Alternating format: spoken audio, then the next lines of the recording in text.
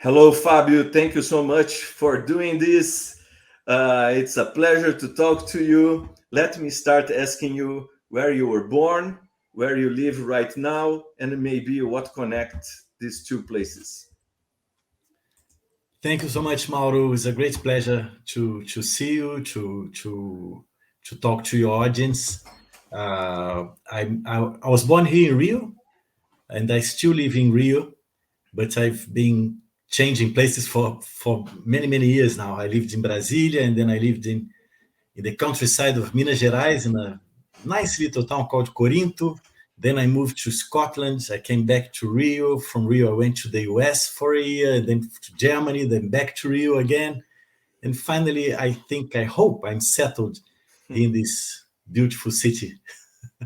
Know that when I was when my public selection for the professorship at UFRJ, where we are colleagues, when the result came out, and my first thought was, "Wow! If I don't want to, I never have to leave Rio again, and I can live here forever." With all the challenges of living here, it's still a wonderful city and a wonderful Indeed. place to live.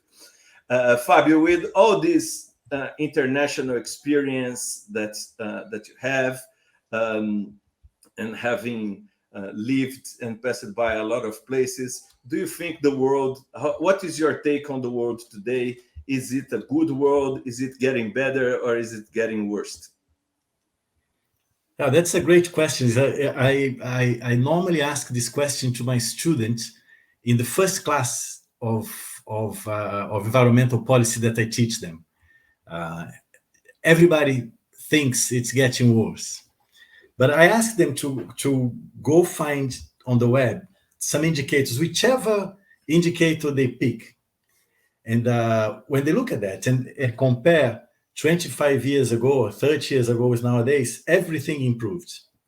Poverty reduced, access to water reduced, uh, child mortality is a lot smaller than what it used to be. But there are only three things that did not get better. One is biodiversity loss, the other one is greenhouse gas emission, and the third one is social inequality. These three, they keep getting worse, and I think that's where we should, as a society, uh, target the changes and transformation uh, for the world as a whole and for everybody to get better. Okay, you already answered the second question, which is like, what are the challenges and for the future?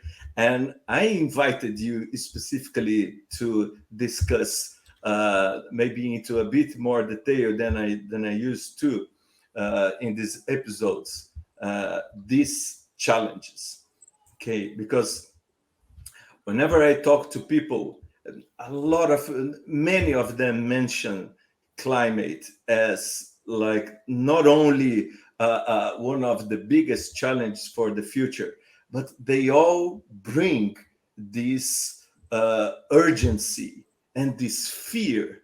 It's like I hear people talking about it with fear, but sincerely, and like I have a science background, I know how to look into evidence, and it's difficult for me to find evidence to be afraid or to be with this same sense of despair that media promotes when they talk about climate and the future.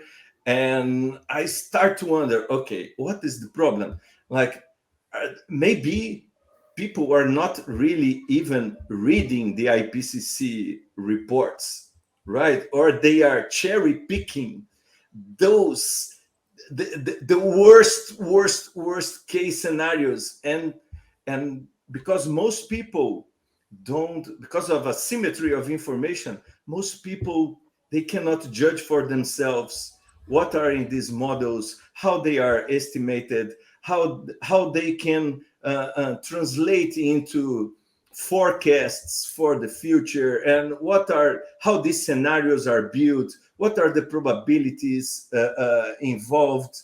And so can you tell? So let me ask: are you like in despair? What is your perspective into this, the challenge of the climate, and let's say also biodiversity, and for the future? Well, Mauro, I think your question has two sides to it. One, I think that the situation regarding climate change and biodiversity loss, in my view, it is quite scary. You know, I worked in the IPCC in the previous assessment report, and it was quite an experience to see some of that. But at the same time, in the IPCC, we were finding a lot of alternatives and solutions to adapt to this crisis or to be more resilient to it. And I also worked for the IPBES, the equivalent to of the IPCC for the biodiversity. And there also, the numbers are very scary. We have 1 million species nowadays under threat. We are undergoing the sixth wave of extinction. It's actually the first driven by one species only, which is ours. So I think some of the data, the evidence that all that is caused by man, by humankind, I think that's a sign of warning that's been there actually strongly since 2007, when IPCC first won Nobel Peace Prize. So, and we do changes. I think people do not like rupture. We change only gradually. That's one side to it. And I think what you ask is about being despaired about that, right? So being super worried and so on. And I think that this sense of despair, it comes from the fact that we do not have utopia ahead of us. I think I do agree with sociologist and philosopher Zygmunt Bauman. Bauman died what now 4 years ago, but I remember him giving a talk here in Rio, and he started his talk by saying that we live the end of the future. And I found that so strong, because he was not talking about the end of the world. He was talking about the end of the future. We have a very hard time of projecting new futures, because I think a number of the utopias of the 20th century, they either became dystopic or they simply failed. And I believe that people in the 21st century, they do not believe in many of the narratives that are out there, and they cannot foresee beautiful futures. So when science projects only future, and of course, with all the modeling techniques, we base ourselves on previous data. And if the previous data shows, as it does, that biodiversity is declining and that greenhouse emission is increasing, with that temperature increases, then of course, whatever projection we do linearly is going to be very bad. But that does not take into consideration, I believe, our capacity to change. And that's where I think the difference lies. When news come that the future is going to be very bleak and that there's no way out, that I think is very worrying. And I think one always has to say, look, you can resist to that. You can change that. There are ways of transforming that. And I think science shows both. Science shows that if we continue business as usual, we have a very big problem in our hands. But science also shows that there's stuff that we can change. We can change it. We must change our consumption habits, our transportation habits, what we eat. You know, a lot of that can be changed. Science is showing that if we change that, life can get a lot better. But the problem is that people are often not very willing to change. Okay, so but it's this balance there. I think if we were able to project good futures, I think we would see ways out. But we're only projecting the bad things. Yes, and maybe that's the problem, right? With so like 2 points. One, in the past, like let's say in the 80s, there were a lot of bleak projections of the future, right? And the truth is, none of these projections came true. Like from nuclear winter to pollution to so there are so to running to exhaustion of resources. There were so many projections that turn out not to be true for two reasons. First, they were bad projections. Some were bad projections, and some didn't count with the change. So, like you said, if we keep doing this, but we don't keep doing this, we change, and with change, a lot of things improve, and we end up not facing this scary future. So, I do think there is a problem of um, let's say ideologies that are crushing, and we lost a little bit hope or meaning, and that's something else that I'm listening to, that people are telling me with fast evolution of technology, then all the like religion or ideology, all these things that used to give us meaning, they're not there anymore. So maybe we see just these bad futures. But the other thing that I wanted to ask you, especially about biodiversity, because I do understand a bit about it, is that I know for a fact that our measurements of biodiversity are very imprecise, right? And if there was one thing that I would feel comfortable of saying for sure, is that we know very little about biodiversity. I That doesn't mean that what we know is not useful or is wrong. So we know, for example, that we have extinguished most of the great mammals and great animals and things like this. However, if our knowledge of biodiversity is at the most uneven, in the sense we know much more about one group of animals and plants than another. We know much more about one environment than another environment. It's Our knowledge is still very limited by the knowledge of the taxonomists that can identify species. Sampling is a challenge, and we make estimates based on what, a couple of hectares, and we expand it to hundreds of thousands of hectares. So how do you see this the role of the scientists? Because I believe we are contributing to this bleak future. It's almost like we want the future to be bleak because we are incentivized then to research more, and we get more funding to research, and we need more research. So let's play the fear card like so many other industries do. So we are going to get people to pay attention to us. So I'll give you one example to that. I think, well, on the first part of your question, I think it's true. The most optimistic estimates show that we know less than 20% of the existing species.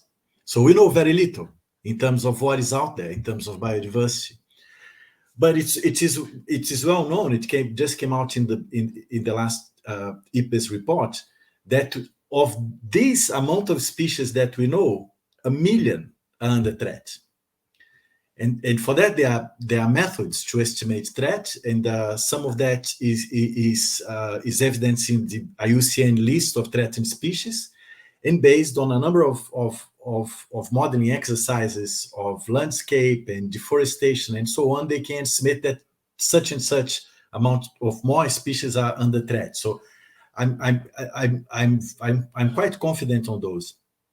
The other thing is that some of the modeling exercises that we see in the IPCC or even in the IPBES these days, they build new models every 7 years, and then this new family of models last for another 7 years, and then science works on it. So since 1988, when this process started of the IPCC especially, the models are getting better and better. And the way they design the scenarios, it has also changed a lot. And I think it's a lot less pessimistic than in the past. So if you pick, for instance, what we have now, the five IPCC scenarios, is what they call the socioeconomic shared socioeconomic pathways. Sorry, SSP. So there's SSP 1, 2, 3, 4, and 5. So the worst case scenario there is that we continue business as usual with the same pattern of greenhouse gas emission that we have nowadays. That's the worst case. So they are not assuming that we are going to be emitting more. It's a political decision, right? It's a scientific exercise, but the political decision there is, well, we assume that's not going to get any worse than that. Although we know it's been getting worse and worse every year, except now for the couple of years of the pandemics that the greenhouse emission has gone down a little bit. So there's one scenario that's SSP1, where we change very drastically our way of producing and consuming. Greenhouse emission goes down and things get a lot better. That's scenario one. And then all the other four scenarios,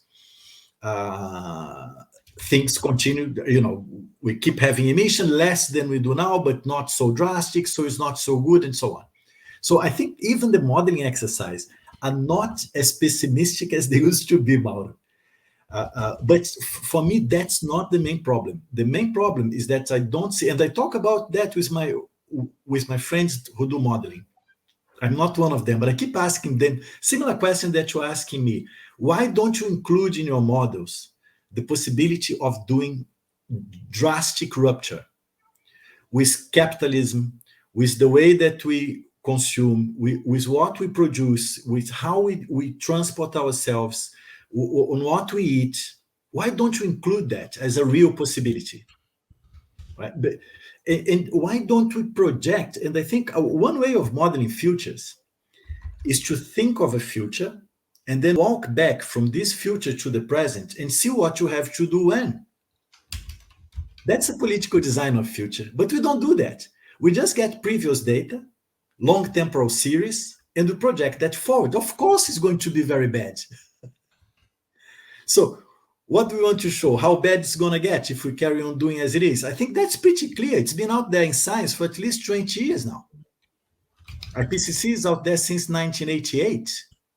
So we know all that pretty well by now, 30 years of this type of effort. So it's now time to change.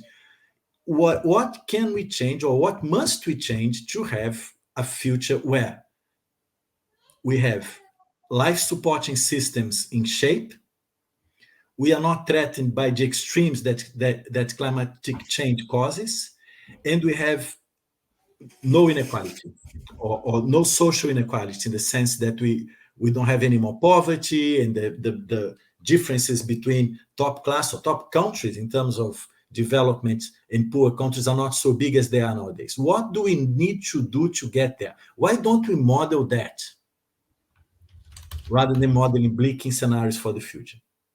Yes. I wanted, I'm going to leave inequality for the end, but that's where I want to get, right? Because in my opinion, this should, of the three topics that we talked about, I think that's one is the most important. And somehow I think that we think that solving the first two, we are going to solve the last one, but I think it's the other way around, right? But let me ask something. Let me pick something again on the models. For me, one, I don't know. I feel like everyone on climate research should be a little bit more humble. with the ability of these models to predict something, because these models are never going to be experimentally validated, right? And this is a limitation of the research field. You cannot experiment with Earth's climate, unfortunately. And so the power of the evidence on climate is never going to be as strong as in an experimental science. Let's even talk about like COVID and vaccines. You can make predictions about the effect of a vaccine and of vaccination in large scale, and then you can, see if those predictions were right or wrong, because you can, measure a lot of the outcomes. And uh, um, I and again, please, I'm not a negationist. Okay, I'm not against change. And then I just think many times that if we build the wrong narrative, then it's actually easier to attack this narrative than if you build a more sustainable, solid one, even if less alarmist. So I would love if we could, attack the problem, maybe for the right reasons, inequality, for example, and how this puts a lot of pressure into biodiversity and into, all the and all the energy uses that generates a lot of gases. But people keep insisting in the power of the models and the predictions and this and that, when they are extremely limited, at least in my view. And if not because of all the difficult variables in these models, like clouds, like water, like it's we have difficulty to forecast the weather. Imagine to forecast climate in 100 years. So how how do you see this? Let's take the narrative, okay? So which do you think this not how do you cope with these narratives, and with the limit that the fact that they can be a bad choice of narrative? I don't know, Mauro, my brain is going faster than my mouth, Fabio, and I don't want to confuse you or put you on the spot. no, it's Uh, clear. uh, but it's how do we deal with the limitation of a science field that will never be experimental, with models that have so many uncertainty, and we can use in the end this to create whatever narrative we want. And some narratives can be more alarming, but they may be less sustainable, and this can actually backfire. And that's my real fear, that this can backfire. And actually I think that's what's happening with so much negationism. The narrative is backfiring. No, I totally see your point. But let me give you two examples of my own experience here. And as you know, I'm not a modeler, but I happen to work with some of them in the past, and also being in the IPCC, I saw some of those exercises from a close distance. I remember being in a group of friends, uh, modeling experts, in 2008, and they were doing modelings to rainfall patterns in the cities of Rio and São Paulo for 2030. And at that time, that was pretty difficult because most of the modeling exercises were to 2100. And they were taking a go at doing at 2030. And as you know, there's a whole range of uncertainty there. And the projection was that by 2030, we would have a change in the weather here in Rio. Rio is a place that never had a dry season. We often had strong rains between December and February. And then in the rest of the year, it rained less, but constantly no dry season. The projection was that it would rain the same amount, but it would all be concentrated in the summer, and we would have a dry season in the winter. That was projected to 2030. That started to happen 3 years after our projection. From 2011 on, we have extreme rainfalls almost every year in Rio, and people die. So in my view, some of these projections were actually more optimistic than they were supposed to be. And another point, Mauro, about science is that science, and I remember as a child, I said, oh, I'm going to be a scientist because I want to be sure about stuff. But science is about uncertainty. It's a way of interpreting reality, as art is, as religion is. The difference with science is that science has the methods, which is supposed to be objective. But human beings are not objective at all. So there's a lot of subjectivity in science. But what I think of especially the IPCC process, it's a process with nearly 1,000 scientists from more than 100 countries. It's a lot of people. You have 4 years of scrutiny. Governments check. Governments cut our reports and say, look, you got to take this text off. This is not demonstrated enough. Get it out. So there's a lot. It's a long process. So I'm pretty sure that what comes out there is the best science available. But that's not, and again, the best science available is one kind of interpretation of reality. And then you said the word that for me is key in this context, is the narrative. And the narrative, in my view, is, look, we are doing a lot of wrong. We did many good things with our society, but we are doing a lot of good, of stuff that's not good at all. And if we continue to do that, that's going to drive us to a bad place. What do we need to do to change this? What is it about? Right? Does it have to do with our consumption patterns? Or does it have to do with love? Love for nature, love for your neighbor, love for your family, love for yourself?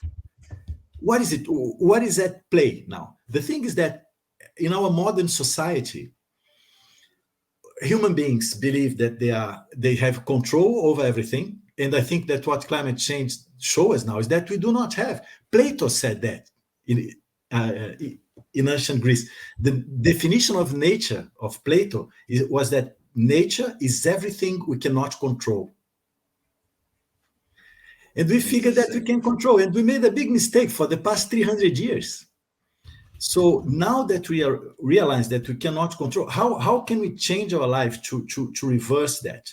And what would this kind of future be like? Can we project this future? Right. So these are some of the things that come to my mind. I'll give you another example. Let's pick the Amazon, for instance.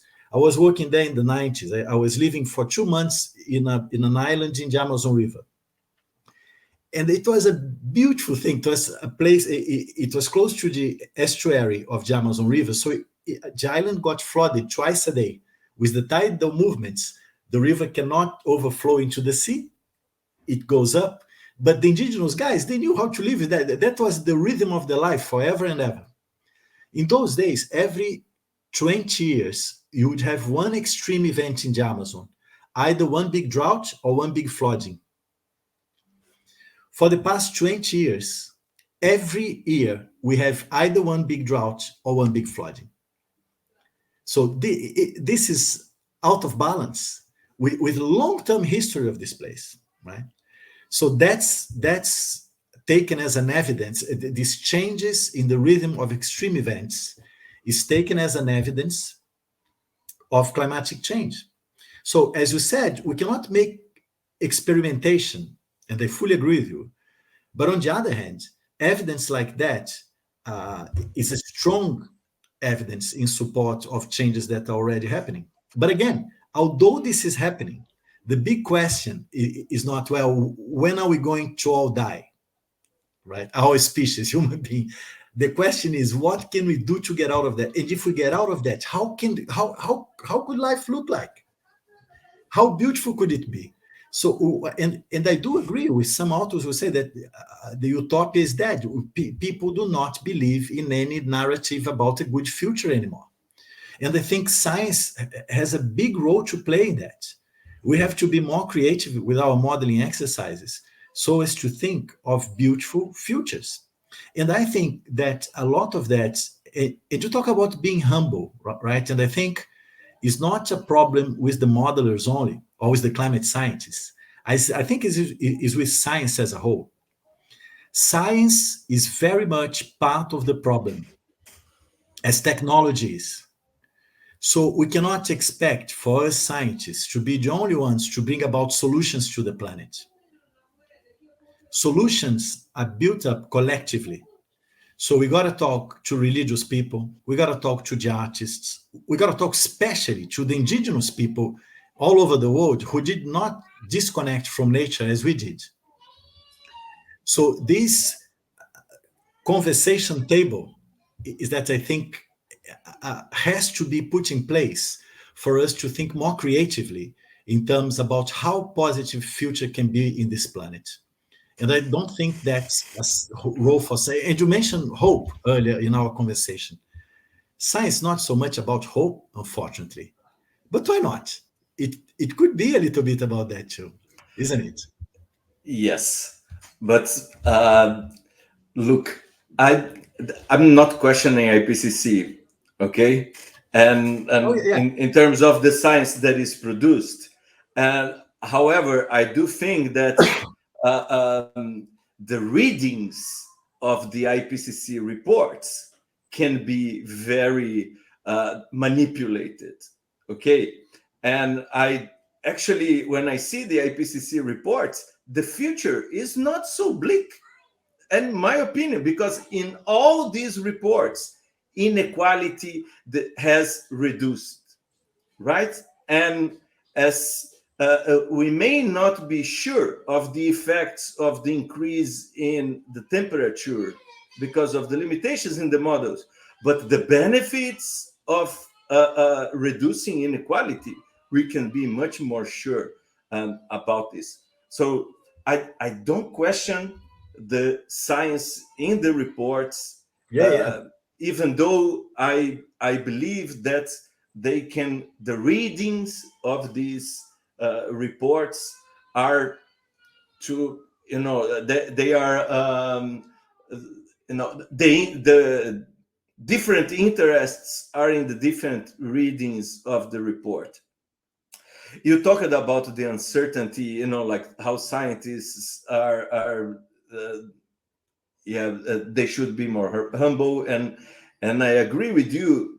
But I keep seeing this in scientists is the fact that we are trained to deal with this uncertainty, and whenever we express a conclusion or even a forecast, somehow we have embedded the uncertainty related to that, but we never, no, not always, we say, yes, I think this is going to happen with 65% of certainty. And I had a professor of statistics that said, well, if we taught kids in the school to, instead of saying like yes or no to what is the capital of Brazil, they say, well, Brasilia with 90% of certainty, that would be a much better way of teaching them how to deal with uncertainty in spite of them becoming scientists or not. And but I don't know, I think that I see that there are different knowledge, systems of knowledge, but I don't think they are all they have all the same value, and that's a personal opinion. And yeah, it's it's up to agreement or disagreement. But I also don't think that's the point, because and maybe let's go to the last topic of the three that you pointed out, which is inequality, because we could be more in connection with nature or not. So that could be the what we needed to go to change our habits because of ideology or religion or ancestry or whatever. But when it comes to inequality, the metrics are much more objective, right? And um, and I don't think we can start having these discussions of the future when people are looking to this future from different, they're standing in very unequal places, right? So and again it goes, how can you okay, a small parenthesis, I don't know if you ever heard of the Kuznets curves. So there No. is this I read this very interesting study showing that so Kuznets curve is a kind of economic model, and some people apply it to the environment, and they realized that until the per capita income of a country is over $4,000, the country doesn't worry about the environment. But when the per capita incomes surpasses $4,000, then the population starts to demand a better environment. So that's why I tell you, maybe we are looking at this the other way around. No, instead of fixing the environment, maybe we should fix inequality. And we talked about this in other occasions, about how the poverty puts a strong pressure into the environment. So how but what I want to say is that this, wouldn't it be easier to focus on inequality and what is creating it, and maybe creative ways of, or at least different, because promoting socialism and communism, it didn't work. So how can we try to fix inequality that, like you said, has increased a lot in a maybe scientific or artistic or whatever way, but we have to fix this, because otherwise it's difficult to even have a conversation about how of these possible good futures uh, if the present is still bad for a lot of people.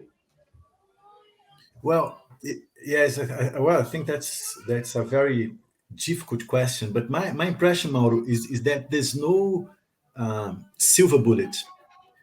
When we look at the Sustainable Development Goals, for instance, although I have some reservations to them, I think they are very important too, and they raise this type of question when you look at them. Well, we have 17 goals. Where do I start from? If you are a decision maker, right? But I think it has a local context to it. It has national context. Eventually, it has global Yes. context. I'll give you an example. Let's pick our case here in Brazil. Brazil has 150 million hectares of pasture area for cattle raising, right? Of these 150, 60, let's say a third, a little more than a third of that is totally unproductive. It has less than a cow per hectare, right? So we have 60 million hectares in Brazil unproductive. We have in Brazil 67 million hectares of high-tech agribusiness, producing commodities, some of it producing food and so on. So the same amount of unproductive land that we have of productive land. So if we get all this unproductive land that's often being used for land speculation only, if we get all that and we transform that into productive land, we double the area of agricultural productivity in Brazil without cutting a single tree down. You don't need Yes. to deforestate the Amazon, you don't need to deforestate the Cerrado. And in the process of doing that, you can create jobs. Some of this area can become production for agriculture, some of this area can. This is a beautiful narrative, Fabio.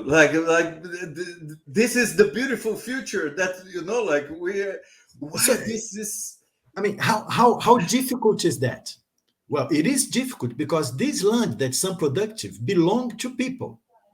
Some of these people who are owners of these lands, they can be poor people. So they may need technical assistance, they may need funding. But a lot of these people are wealthy people. Some of them are criminals, especially in the Amazon, that do land grabbing. So if these people have a lot of people, you have to do agrarian reform. You have to take this land out of them and give to farmers who are going to produce food with technical assistance. How hard is that? Tell me. Well, There, it's hard. you lose votes. You lose votes. It's not a scientific problem. It's not a problem with religion. It's not a problem with the arts. It's not a problem with the indigenous people. It's a political decision. It's money calling for more money. The essence of that, capitalism, right?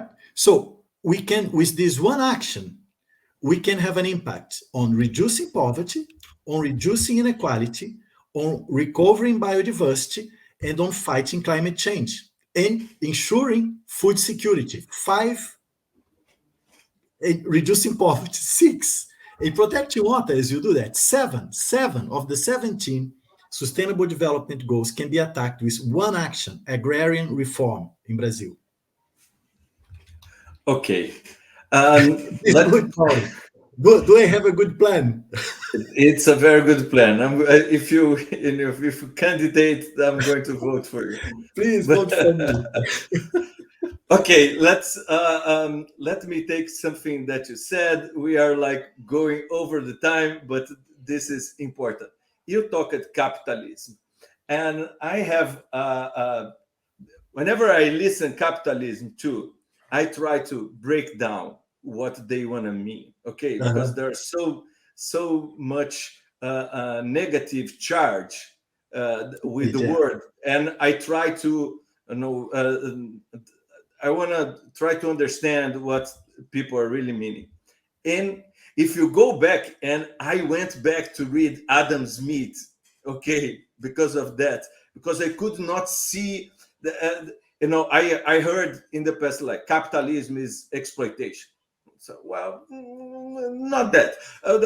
So the capital is what results from the excess, the product from specialized production. I don't even know if my English is correct, but like when you are specialized, you can produce more in less time because of specialization.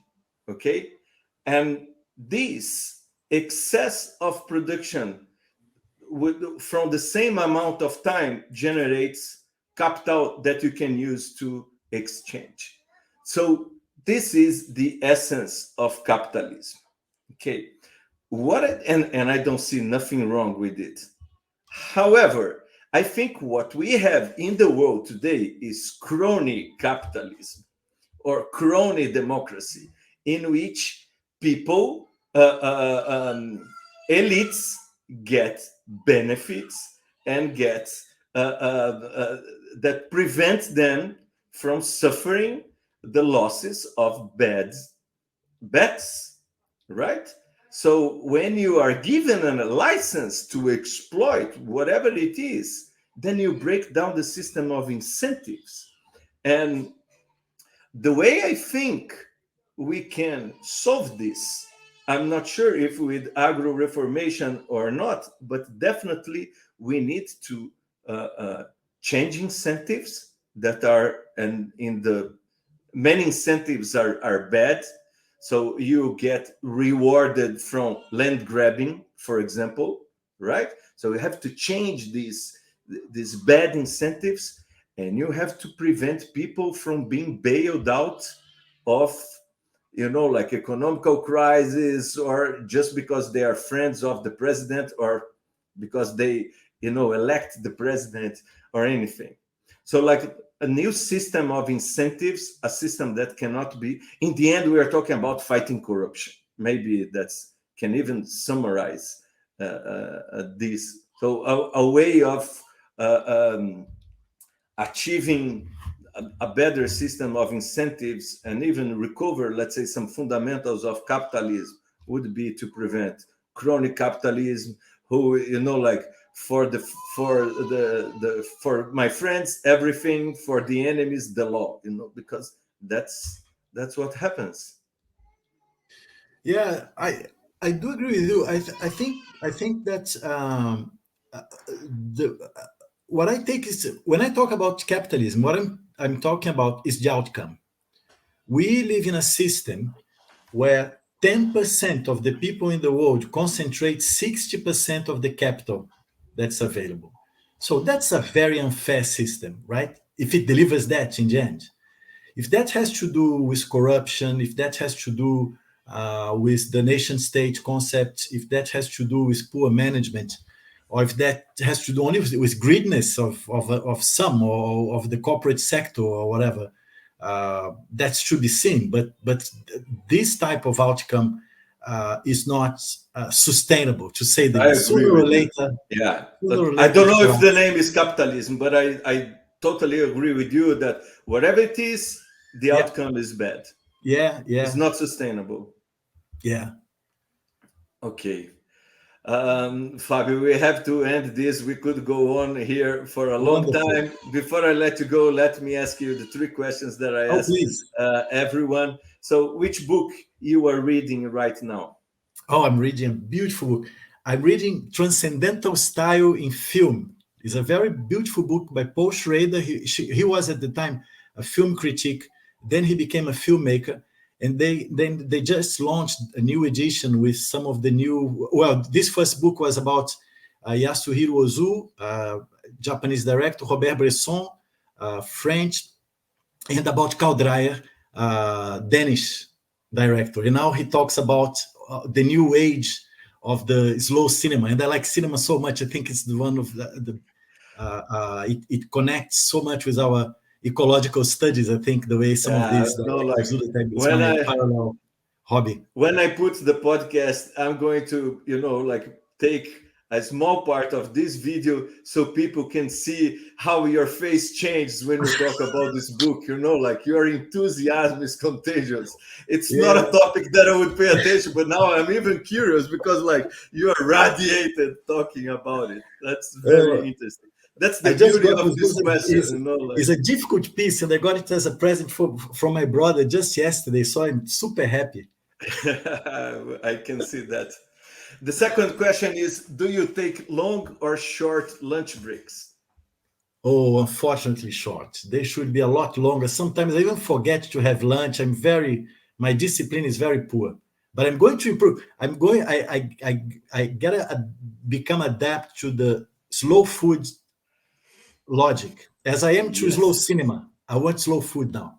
Yes, and like this future that we are going to promote together, it has to include long lunch breaks. Indeed, please. We're gonna get there. See, that's a good plan for the future. It's and How do we like get there? I talked to and one day I'm going to write about this question and all the answers that I get on it.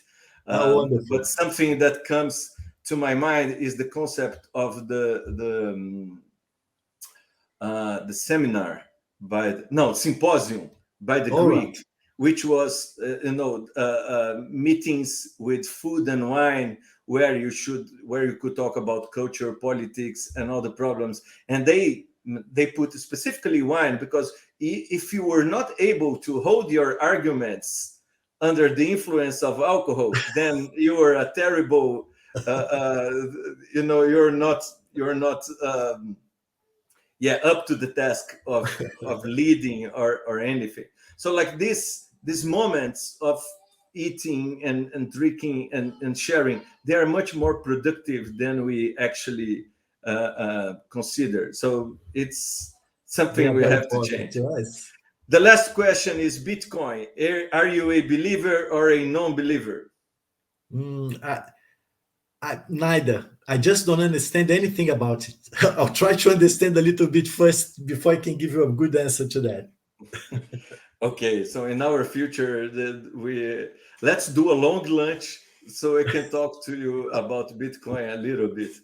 Please, thank you. No, but Okay, the question is, of course, I'm an enthusiastic. That's why I put the Oh, are question there. you? Oh, Mauro, you got to Yes, teach me that. and this world and is the one technology that I believe can change the world in the way that we are discussing here, Oh, how nice. as in creating better system of incentives that cannot be corrupted and that distribute wealth. Oh, that's good And to hear. then you solve all the others. Oh, I hope so. Great to hear that, Yeah. Mauro. So, Fabio, thank you so much for I doing thank this. you. It was a big pleasure, and but especially thank you for allowing me to ask these questions without judging or Oh, labeling no. as something that I know that I'm not. And that is, I believe those are all legitimate questions that have to be taken seriously and not simply label it. No, they are legitimate, and I think we should discuss about this type of thing more openly, more frequently. And I thank you so much for this opportunity, and it's also a great opportunity to be with you again. Actually, for the first time since this Yeah, in pandemic a long started. time. Yes. Oh, yeah, a long time. Thank you, Mauro. It's been a real Thank pleasure. you.